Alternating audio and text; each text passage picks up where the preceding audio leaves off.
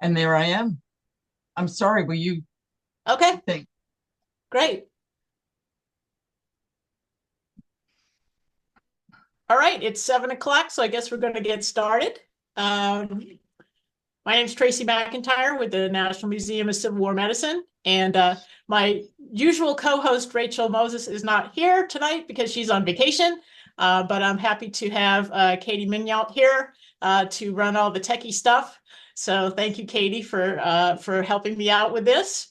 And I am happy to introduce the author of our book for this month, Black Antietam, African Americans and the Civil War in Sharpsburg, Maryland. And just wanted to give a brief introduction to Emily here. She's an emeritus professor of history at Hood College, local college, yay. And she is an award-winning writer of African American history. She lives near my favorite battlefield, Antietam National Battlefield, and serves on the Friends of Tolson's Chapel Board of Directors. She has a doctorate in history from Oxford University and has published many books on articles on warfare, women's history, and religion. And she is striving to make the African American history of Western Maryland accessible through projects that include blogging, historic preservation, genealogy, and wayside markers, which is awesome. All right, so I'd like to welcome Emily this evening, and if Emily, if you want to give us some opening remarks, or however you would like to get it started. Right. So I think this is the first time I've done a book club about this book. So thank you for inviting me. And thank you for reading my book. Can you all hear me okay? Yes. Good.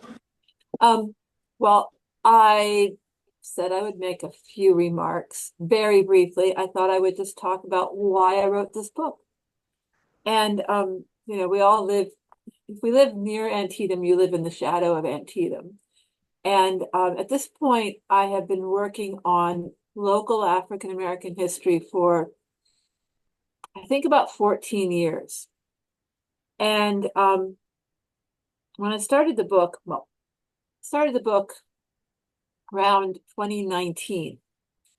And it was really a visit to Antietam that prompted it. I'm not a Civil War historian. Well, at that point, I was not a Civil War historian, but I'm a historian of slavery, local slavery. And I wandered around Antietam, and it occurred to me how much I already knew about the African American experience at Antietam and how little was actually available there at the battlefield about that experience at that time.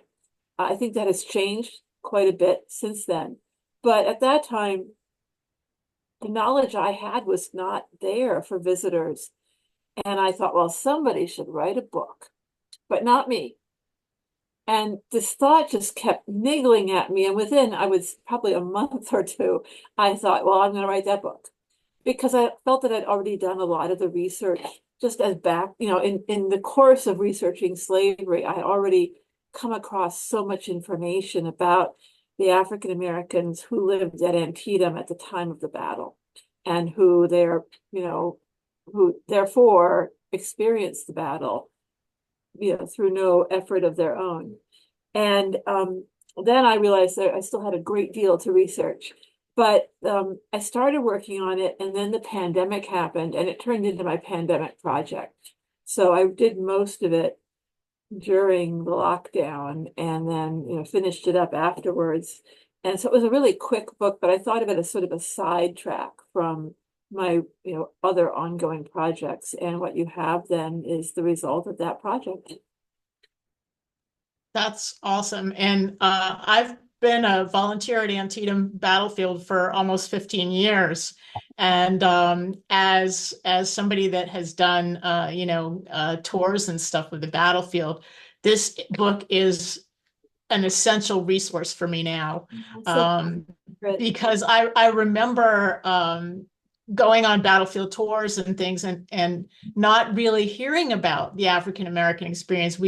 I remember one of the rangers talking about Hillary Watson and the auto farm. and that story of how he fed the Confederates and was looking after the house. And that was pretty much the only story that I was told by the Park Service at the time. So I was always curious about, what about the other folks in the area and what happened to them. And so this is great from speaking for myself, but why don't we let some of our members offer some comments and questions? Anybody out there? You're on mute. Yep, got to unmute yourself there. Okay. There you go. I love how you think that on muting, I'm now going to say something real woo. But I found it very interesting. And if you could expound a little bit on the proximity to Pennsylvania and how the slaves would try and escape into Pennsylvania, but felt they needed to go way away from that, like some went on up to New York City and everything. It just, to be so close to a place where you could be free, fascinated me that not more of them did that. Is that a reasonable question? Right. Oh, it's a great question. So in a way, and I'm talking about before the Civil War, in a way, a place like Washington County that's so close to the line formed a very permeable community with the southern counties of Pennsylvania. A lot of families, both black and white, lived on both sides of the border. I mean, they had relatives and friends on both sides of the border. And it was very easy for white pursuers to go after enslaved people who escaped into Pennsylvania. It was easy to advertise. It was easy for white enslavers to consult their networks in Pennsylvania. After 1850, with the passage of the Fugitive Slave Law, it was the legal duty of white Pennsylvanians under federal law to hunt down and capture fugitive slaves from Maryland or any southern state. That was very controversial, and a lot of Pennsylvanians and other Northerners did not do that. But there were all kinds of legal perils, even for white people, let alone for escaping slaves who went into Pennsylvania, and for white people who sheltered them and didn't try to return them. And there were all kinds of legal disadvantages for people who had escaped from slavery and tried to find freedom in the North after 1850. Before 1850, it was a little safer in the North. But many people who had left slavery behind really felt they were not safe until they were in a place where no one would know them. No one would, capture them and return them. And for many people, that was Canada. Canada was the place where they were legally safe and physically safe and really felt secure. And I have stories of people from Washington County in Canada, and a few who actually came back after the Civil War to Washington County who had lived in Canada for a while. Others who were interviewed in Canada. I think one of them is in the book. I might be wrong. Don't quote me on that. But yeah, it depends on how bold you were and how confident you felt about staying in Pennsylvania. Many did. And once the war started, everything changed. A lot of people felt that they were secure, not very far north, once the war was on. Does that answer your question? Yes, it does. And if I may follow up with one more, were there, I know I'm certainly not as knowledgeable as the other people here, but when federal troops came through, was it true that the slaves, if they kind of went on their land or followed with them, that the federal troops gave them refuge? And if so, did some of them do that when the feds came through to engage in the battle? It really depends. So it changed over time. It depends on the place as well. So I tried to sort of trace some of that. I didn't want to get too much into changing federal law, changing army policy, what white troops thought, because I really wanted to keep the focus of the book on Black experience, Mhm. specifically in the Sharpsburg area. But I did touch on that from time to time. And the the war started off, of course, from the federal point of view as a war to keep the Union together. And so the firm federal policy was this is not about slavery, and the Mm. army is not an army of liberation. Whatever Black people thought was like, oh, this is an army of liberation. The army's position and the government's position was it is not. And Oh. so when slaves fled into the army in the beginning of the war, the army was under orders to return them, return escaped slaves, not to give them refuge, but to return them if the owners came looking for them. That changed pretty quickly. And I'm not going to try to cite dates here because as for a historian, I'm really poor with dates. But it changed because of General Butler down in the Carolinas, who saw these masses of escaping enslaved people flocking to the army and recognized that this was not only a moral imperative, but also potentially damaging to the Confederate war effort. And so he said, look, they're contraband of war, which of course is very demeaning. It's buying into the fact that the idea that people were property and that the Union could seize this property of Confederates and take the human property away from Confederates. But it also gave him an excuse to let these people be liberated by giving them refuge. And so with Butler's insistence that he had to take these people in, and that became gradually, in several steps, it became the policy of the Union Army, not only in the South, but in the north of the Confederacy, in the border states, to give refuge to any enslaved person escaping from a Confederate enslaver. It did not apply to Maryland, to people enslaved in Maryland. But we do see sort of free enterprise in a sense. So I think I have a couple of stories of Northern troops in Maryland who were giving refuge kind of secretly to enslaved people who had escaped from Maryland masters. So it happened, but it just happened in different ways and under sometimes according to the rules and sometimes not. I thought you did a Yeah. wonderful job. Well, thank you. I see Renee has your hand up there, Renee. I hope I'm pronouncing your name right. You're on mute, so we need to hear you. There we Sorry, go. I always fuss around with that button. So two things. Number one of the favorite history teachers I ever had said it's not about memorization of dates, it's about knowing where to find them. So never feel bad about not having those dates memorized. I'm at peace with it. And the second thing was it's towards the very end of the book when you're talking about how the Black experience was not well saved.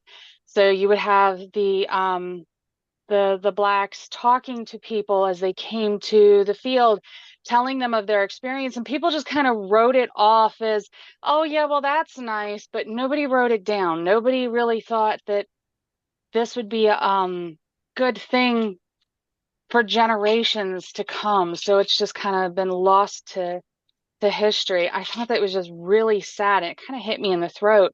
And then I kind of spiraled down a little rabbit hole of how many other stories have been lost that way that we don't even think of. Yeah. And so I'm a medieval historian by Oh, I training. love it. I know, right? And I spent, most of my career until about 14 years ago just doing medieval history. And I sort of became a historian of African American experience by accident.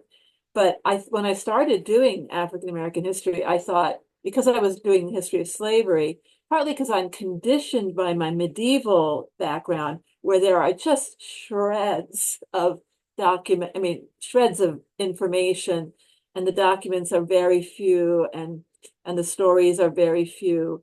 I thought there'd be very little to find about enslaved people. And I was just shocked by how much there was, how much information I was finding about people who were enslaved in Washington County. Now, there's not as much as there is about white people in Washington County, or about, presidents, but or Civil War soldiers, white Civil War soldiers. But there's so much. I'm writing a book about slavery in Washington County. It's my long-term project. It's getting there. I can see the end in sight. But I have far more information than I can possibly use. And I have far more information than I can possibly even see, because there's just so many documents. And so, for a subject like Antietam, yes, I wish there were much more information.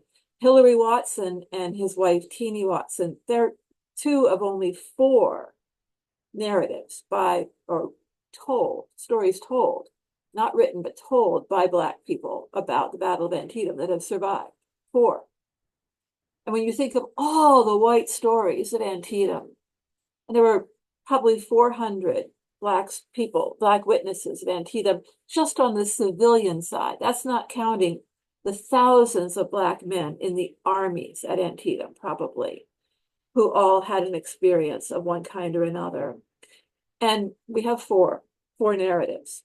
So, yeah, I completely agree with you, Renee. It's heartbreaking that people had these stories, and when all these, later historians and researchers came along, and they interviewed every white person they could find in the town and wrote down these memoirs of them, and they didn't write down what Jerry Summers had to say, or any of these other people. The one exception being Johnston, who wrote down the Watson narratives, but none of the others got written down. Yeah, that's the tragedy there, and who knows what information has been lost because of that. I was really happy to see the account of Battle of South Mountain, which gets sort of eclipsed by the Battle of Antietam. I live on South Mountain, so I'm kind of partial to that one. But I was really happy to read that about, I don't know if I'm pronouncing it right, the Rideout family? I think Or it's the Rideout. I think it's Rideout family. Okay, the Rideout family and Caroline Rideout telling the Confederate, you better watch out or you might die in Maryland. I love that story. I love that story, and I'd never heard before. That whole set of stories from the Rideout narrative are just jaw-dropping to me, and told with such, vivid, immediacy. And it was, the narrator was 5 years old at the time he experienced it, but I think those stories were passed down in the family and retold as family stories, and that's how he remembers them so clearly. Right. Yeah, it was just great to read that. As I said, South Mountain doesn't get half the love Antietam does, so it's great to have that. Yeah. Anybody else have any comments or questions or anything? We've got Emily here in a captive audience, so feel free.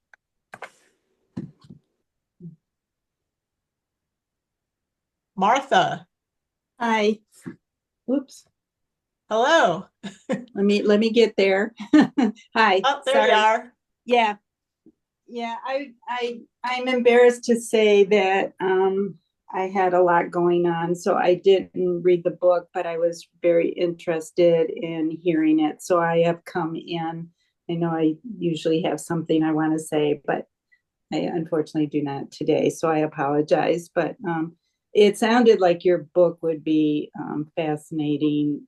So it'll be on my list, but yeah. We're glad to have you participate anyway. Yeah, That's great. And yeah. yeah, it's a good read. Yeah, okay, good to hear. Yeah. Anybody else have some comments or questions or anything out there? Don't be shy.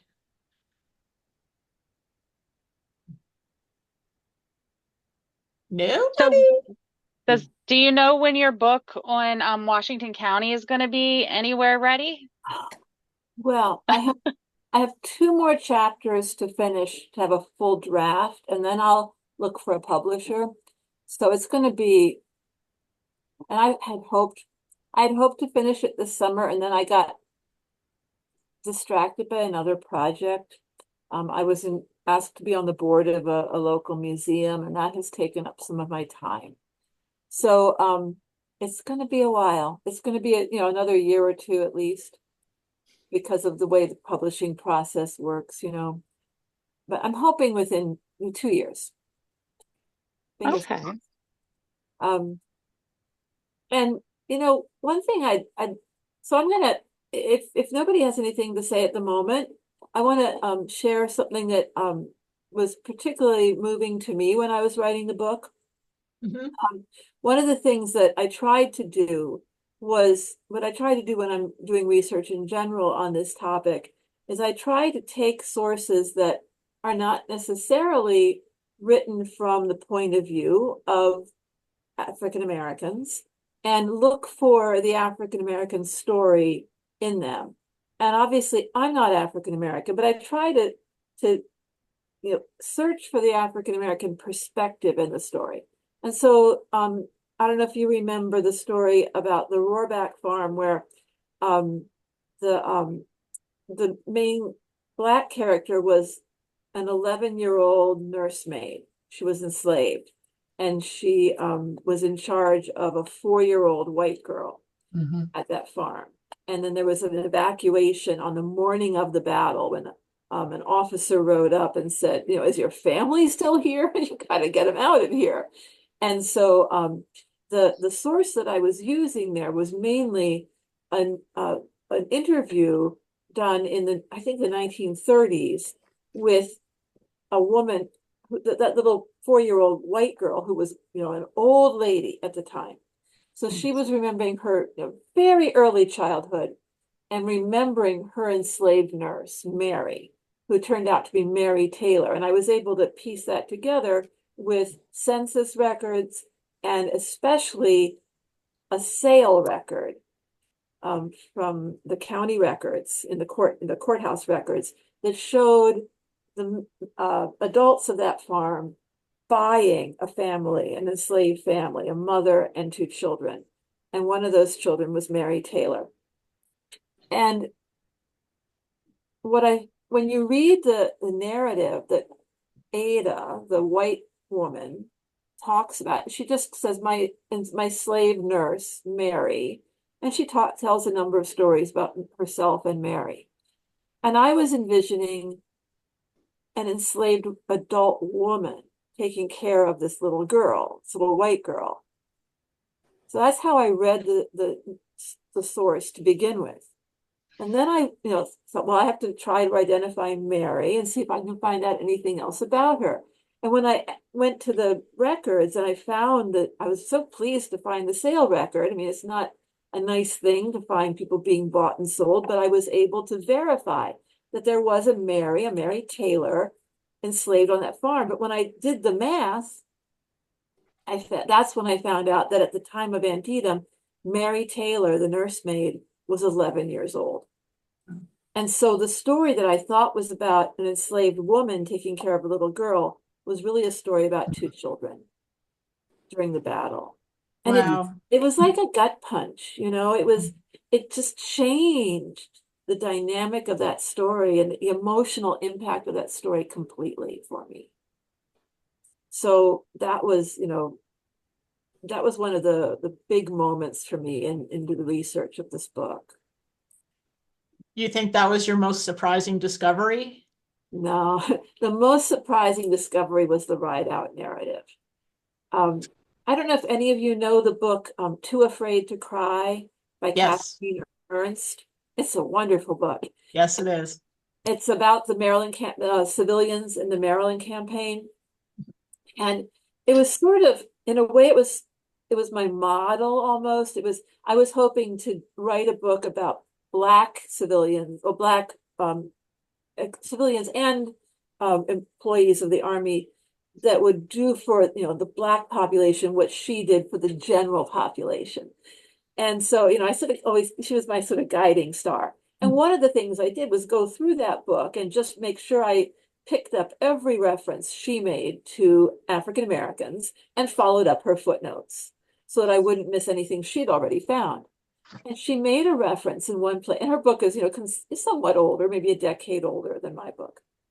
And she made a reference in one place to a Black preacher. And I followed up the reference, and it was in some obscure book that it was like a 19th century book of sermons or something. And that book, which I found online, cited the autobiography of Daniel Rideout, not the autobiography, the life of Daniel Rideout by his son, Archie Rideout. I thought, what's this? And so I looked that up, and it turned out the life of Daniel Rideout, life of the Reverend Daniel Rideout, is now online. And I'm sure it was not online and available to Kathleen Ernst, or she would have used it. Because Right. it contains this amazing narrative from, of the Battle of South Mountain. And she is such a good historian, she would have used it.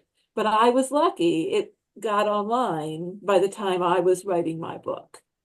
And I just read it like with, big eyes, that was the most surprising thing, to find that narrative. And when I published it then and started giving talks, a ranger from South Mountain came up to me and said, "We didn't know this narrative existed until you published." Oh, wow. But oh my gosh.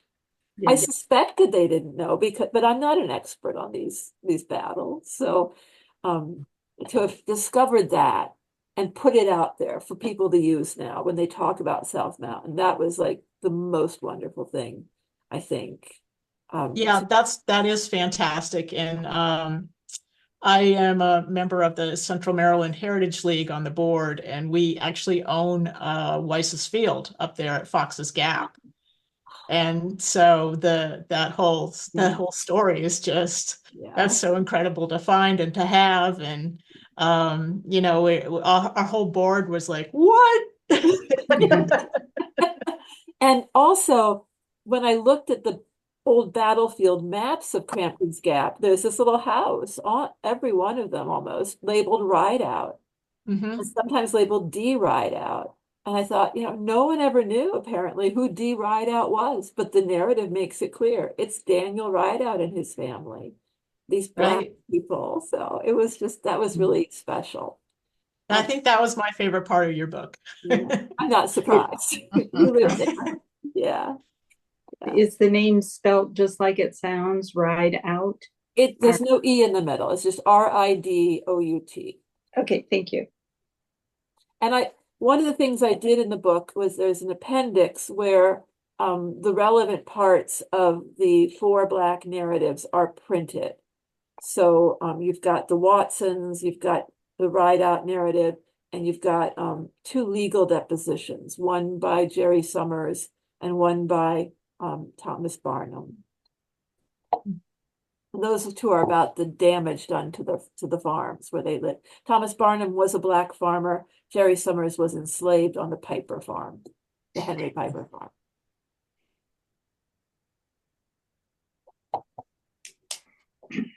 And then there's also an appendix that is sort of a driving tour. It just points out the various locations around Sharpsburg that are connected to African American history from that time, from the time of the battle. So most of those sites are discussed in the book, but then I just put them specifically, where you can find those sites and what you can see there at the time I wrote the book. And you're also involved with Tolson's Chapel, correct? Well, I was on the board of Tolson's at the time I wrote the book. I'm not on the board anymore, but I'm still a member, an active member of the of Tolson, the Friends of Tolson's Chapel. I got involved in so many other things. I decided to step back from Tolson's.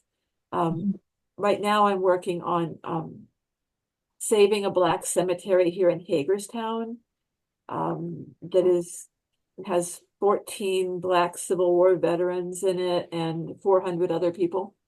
And it was almost Wow. lost. And so we've brought it, I don't want to say back to life. That's not really what you do with cemeteries, but we've made it accessible again and preserved it. And other projects, lots of other projects. Since I retired, I can do whatever I want. So that's nice. Yeah, that was going to be one of my questions too, is because I was familiar with some of the USCT soldiers from Hagerstown, and the cemetery in Hagerstown. I believe they have some USCT buried there, next to where the Confederate cemetery is. And I was just wondering, is that a project that you would be interested in at some point, in writing a book about the USCT from Hagerstown? Or I'm adding something to your big long Ding, ding, list. ding, ding. So not the USCT in Hagerstown generally, but I have started putting together the research for a book about Moxley's band. You know Moxley? Yes. Excellent. Yes. Okay, maybe we better explain. I know who they are, but maybe you better explain who they are to the folks that are on the call. Okay. And at any time, if anybody wants to go back and talk about the actual book that you're actually here to discuss, we can do that. Just flag me down. Um, Moxley's band was a musical band made up of enslaved and free Black men before the Civil War in Hagerstown. And when the USCT was organized, the United States Colored Troops, one of the recruiters who came through Hagerstown in August of 1863, see, sometimes I do remember dates, talked to these men. There were about 12 of them from Hagerstown. And he said, if you will sign up to join the army, I will put you together in the army as a band. And you want to tell these men, don't believe anything he tells you. But in fact, he did put them together as a band. And they were made into a unit called the 1st Brigade Band. And a few other men from elsewhere were put in with them to make up the band. And they served throughout the war, or throughout the rest of the war, as the 1st Brigade Band, or sometimes Brigade Band Number 1 is how they're called. And most of them survived the war, and most of them came back to Hagerstown. And then at the core of the band were 3 enslaved brothers, the Moxley brothers. And so after the war, they are known as Moxley's band. They played music as a brass band. This was the great age of brass bands in America after the war. And so they were known as Moxley's band or the Hagerstown Colored Band. And are just, present throughout cultural events, both black and white, in Hagerstown in the later 19th century. And then they sort of morph into one of their sons has an orchestra that's called Moxley's Orchestra. And it's just, it's a really fascinating story, but they also become leading citizens of the town. As many of the Black community in town, as many of the veterans who came back did.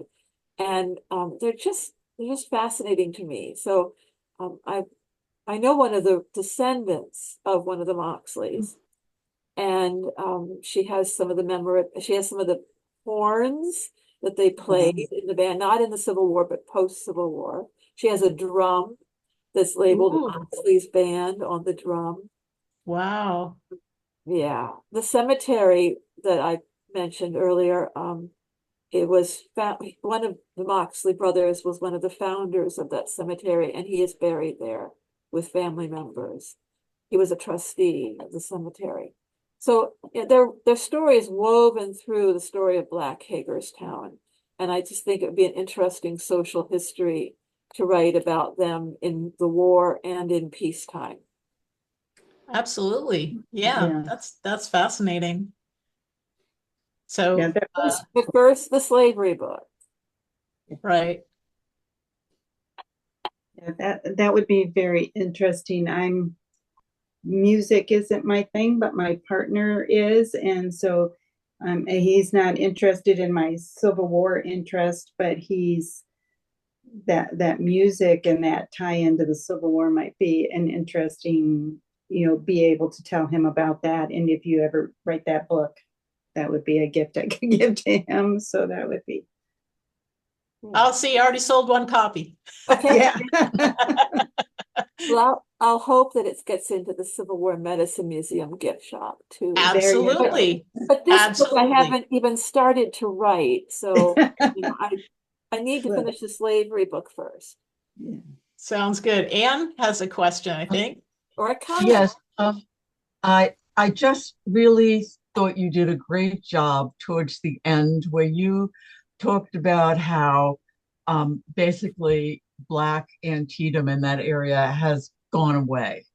And it just seemed to a great way to wrap up your story since so many different things transpired throughout. But then when you said that Black Antietam as it was then and even afterwards, slowly but surely, drew away, which happens to a lot of areas, but still, I thought that it was interesting and that you said that's pretty much how it still is today because when we look in this area, I live down in Alexandria, Virginia. And so, but when you look at places like Frederick that has just boomed and become this thing, and then, I don't know, you just did a great job. For me, I loved how you just transitioned from what was so vibrant and alive and stayed alive and all of that to just it was almost like listening to taps play and you listen to taps and then they just kind of go away at the end. That's what that your ending did for me and I thought it was perfect. Yeah, yeah, and Hagerstown, the county seat, of course, has a very vibrant Black community. And there are descendants of the Sharpsburg Black community living in Hagerstown today. So I think one of the things that happened in Washington County was that the rural areas and the small towns, that Black population there, like much of the white population, went to the cities. As a city, there's only one city in Washington County, is Hagerstown. So, there was that sort of rural flight, and it affected Blacks disproportionately. And we could talk about why for a long time, and it's not really my field of expertise why that happened, but we all know as Americans something of why that happened. But it has a lot to do with this, I think, with a strong Civil War culture of Sharpsburg and the way that the Civil War, the way Americans chose to remember the Civil War. Yeah, I noticed the change in, as I said, I've been involved with Antietam for almost 15 years, and I noticed the change in interpretation too at the battlefield. When I first started there as a volunteer, it was mostly all the military stuff, and then all of a sudden it's kind of like, Yeah. hey, guess what? Because of this battle, the Emancipation Proclamation was able to be issued. So hey, let's put that into the interpretation too. So it has evolved. I've seen it evolve, and I hope that it evolves even more, and we can incorporate stories from your book into our interpretation. I think that will happen. I heard at a conference I was at the Antietam Institute. I heard an audience comment that a member of the audience made a comment that I thought was so perceptive about why Gettysburg has long been sort of the popular favorite rather than Antietam amongst big battles around here, or just in general. And it was that he said that Antietam is associated with, excuse me, and is associated with the Emancipation Proclamation. Gettysburg is associated with the Gettysburg Address. Mm-hmm. And people, are much more comfortable. This was I'm paraphrasing, and I might be missing a lot of his nuance, but he said people are more comfortable, or have been over the many decades, more comfortable with the Gettysburg Address, and they chose Mm. to like elevate that. We as a nation chose to elevate the sort of reconciliation uh, message of the Gettysburg Address, and not the emancipation message that is associated with Antietam. And so, That's yeah, that's Mhm. a brilliant way of putting it, and something that I've always always get into arguments with other people about which was Gettysburg was more important. No, and I think I'm always saying Antietam was. Antietam changed the direction of the war, but Gettysburg always seems to get all the glory. Yeah. One of the things I really liked about your book, though, was how it focused so much on people. Because picking up on what you just said, when I was going through school, everything related to the Civil War was all about the military part of it, or the political part of it, and sometimes even the economic part of it. It was very, very little, if anything, about the people.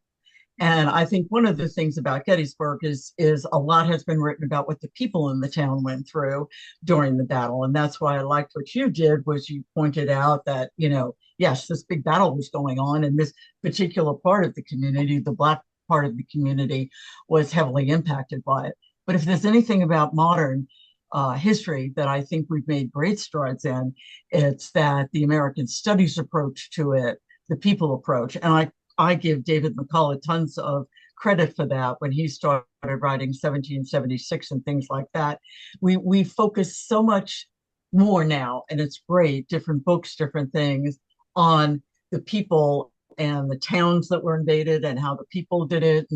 And of course, in this area with the Shenandoah Valley, we have so much of that we can focus on. But it's such a wonderful shift to get away from only the military aspects of it and the political aspects, and get down into the people part of it. No, and I would never have any interest in write. Well, I do write military. I've written some military history about the Middle Ages, but it was also, well, it wasn't, yeah, anyway, I have, but I would have no interest in writing military history about the Civil War. My only interest was in writing about African American history, but I don't write about the institution of slavery. I don't write about the laws about slavery. Mm-hmm. My interest is in the lived experience. What was this like for the people, for individuals? That's the kind of historian I am. And I think that there's a lot of that around nowadays. Yes, yes. And especially about Antietam, there's been an upsurge in that kind of, I mean, there's always going to be the military history, whether this unit was cut off at this place and why, and how many bullets were fired. But I'm thinking of the When Hell Came to Sharpsburg book that came out Mm-hmm. a few months after mine, which has been so well received, and just it's such great. And it's Steve Cowie's book, and he's He done. was one of our guests here. Yeah, That was one of the books that we picked, and he was one of our guests. yeah, and he's done such an amazing job of looking at of using sources people haven't used in that way before, to really get to dig deep into the different aspects of the civilian experience Mm-hmm. at Sharpsburg, in Sharpsburg. And I think people have really responded to that, especially locally. Yeah, absolutely. And that's kind of like we tried pairing up. We had picked his book, and then we were like, oh well, hey, we have to do Black Antietam then, because it's the two books go perfectly together. This is a little different. I'm from Michigan, and I was traveling through the Upper Peninsula and went to one of the lighthouses. And there was a book on ladies at the lighthouses. And so the first page I opened up was about women who became lighthouse keepers because of the war. Their husbands went to battle, and so they took over the lighthouse keeping role. And so there's like 5 or 6 women that are documented. There's very little on their stories, but that's the same. I had joined a Civil War group, and I'm doing the medical, but I kind of ended up in this off topic of how women's life changed because of the war. And this lighthouse keeper story, I think, is rather fascinating. And of course, not only that they became the lighthouse keepers, but because of the shipping, getting the ore to the East Coast so that they could build the iron ships, that this role was very important. And so it's kind of a like, huh, it's fascinating, as you said, about the people stories. And whoever heard of that aspect of the women, so it's not quite your topic, of course, but I thought it was interesting story again about people affected by the war. Yes. That's what I kind of like about the trend that we're in right now is about telling the stories that you don't learn in most of the textbooks, or you don't learn in school. It's as Steve Cowie's book calls attention to, Sharpsburg was a farming community, and all of a sudden they're in the middle of this ginormous battle, and then they have to deal with the aftermath of that, and not only that, but the occupation by the Union Army for at least a month after the battle, and all of a sudden they have all these people in their backyard, and they can't, all their food is gone, and and then that also impacting the African American community as well. And it's just something that, I'm kind of older than I look. So it was kind of like when I was in school, we didn't learn about women. We didn't learn about African Americans. We learned about white men fighting. And that was the extent of the Civil War history. And it's just, I think I love this trend now. It's so refreshing.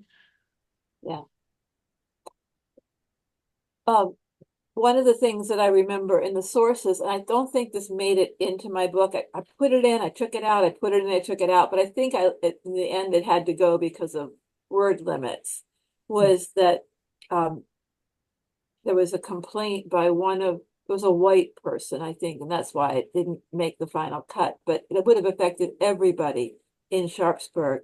And that was when the soldiers who were camped here, in Sharpsburg for weeks, months. They were so desperate for firewood. Of course, they took everything they could lay their hands on to burn. And one of the first things they took down was fences.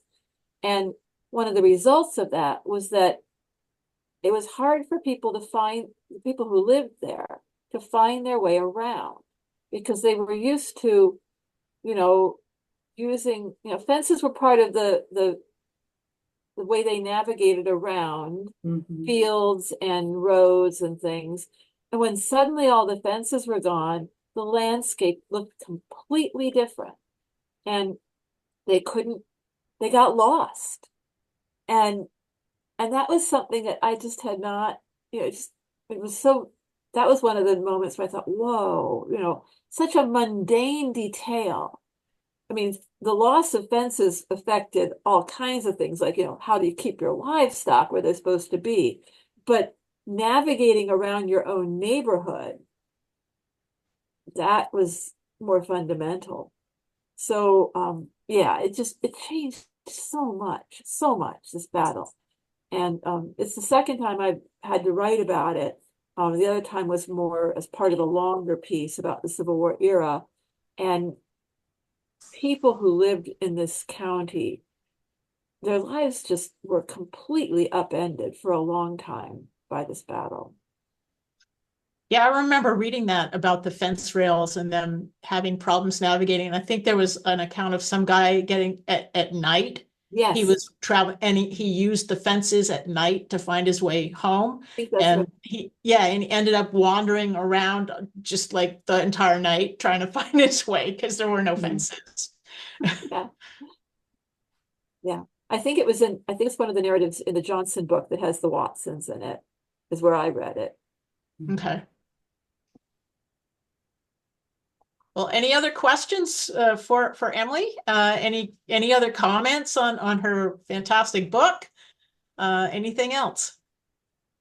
If you are more of a military history person, and that's why you're in this group, I would recommend maybe reading the chapter about the Black men in the armies, because it is a little bit more about military life. But it's about the Black men who were servants and workers in the two armies, the Union and the Confederate. And you might enjoy that chapter if you haven't read the whole book and don't plan to.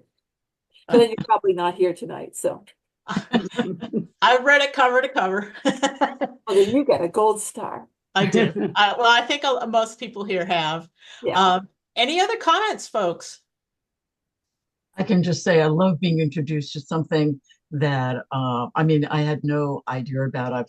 I'm from New York and I lived down here many, many years. And I worked up in Frederick, Maryland for 20 years. And so that basic part of the country is not as alien to me as it might be to others down here.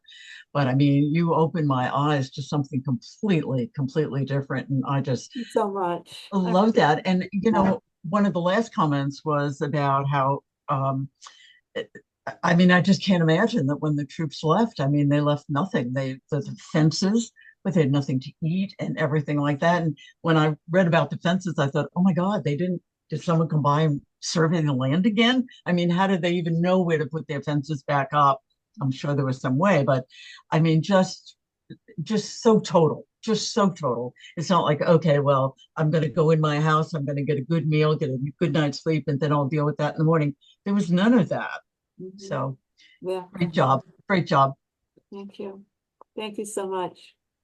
Yes, excellent. And so final thoughts, anybody? Okay. Well, I just want to thank Emily so much for taking the time out this evening to talk to us about her book. And we sell it at the museum bookstore and online. So please think about getting copies for your friends or Christmas gifts or whatever, It's a because great Christmas gift. it's a fantastic book. And I just want to say thanks to all of our book club members for joining us, and remind everybody that we are meeting again in November. And the book that we're going to be discussing is this book here. It's Without Concealment, Without Compromise, The Courageous Lives of Black Civil War Surgeons by Jill L. Newmark. And we are pleased to be able to have Jill join us for the discussion. So we look forward to doing that. And I hope everybody has a wonderful evening. And thank you again, Emily. Thank you. Thanks for having me. Thanks for reading. All right. Good night, all. Thank you. Thanks, Emily.